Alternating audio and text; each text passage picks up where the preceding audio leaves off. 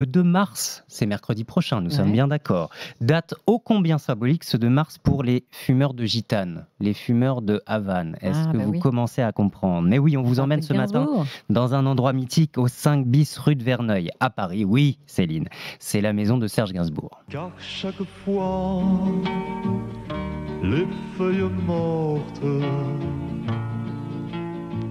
te rappellent à mon souvenir.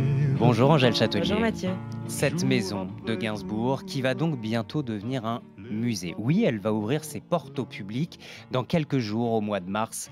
Nous sommes 31 ans après la mort du chanteur. C'est un événement très attendu. Oui, la maison de Serge Gainsbourg est vraiment le lieu de tous les fantasmes. Je me souviens m'être rendue au 5 bis rue de Verneuil l'année dernière et les fans venaient vraiment se recueillir sur le trottoir d'en face. Les curieux aussi parce qu'avant même de pouvoir entrer dans cette maison, son extérieur est déjà une œuvre d'art. Il y a des dessins, des portraits de Gainsbourg, des fleurs. Serge Gainsbourg a vécu dans cette maison de 1969. Évidemment, jusqu'à sa mort à cette adresse. D'anciennes écuries des années 60, réaménagées en loft de 135 mètres carrés. Alors, quelques photos existent prises par Tony Frank, grand ami du chanteur.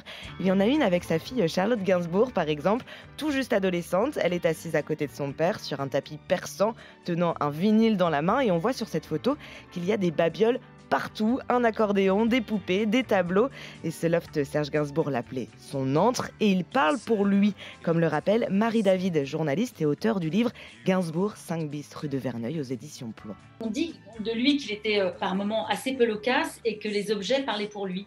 Et je crois que cette maison qui a été tour à tour un bunker et en même temps donc un refuge pour lui, il en a fait un musée à sa gloire. Il mettait ses objets de valeur, les choses dont il était plus fier, ses disques, ses photos de famille. Donc ça a été en même temps un lieu de vie de ses années les plus heureuses. Il y a une appétence, il y a une envie des fans de voir ce lieu et ça c'est tout à fait compréhensible. Ouais. Son antre, son bunker, son refuge, sa garçonnière aussi.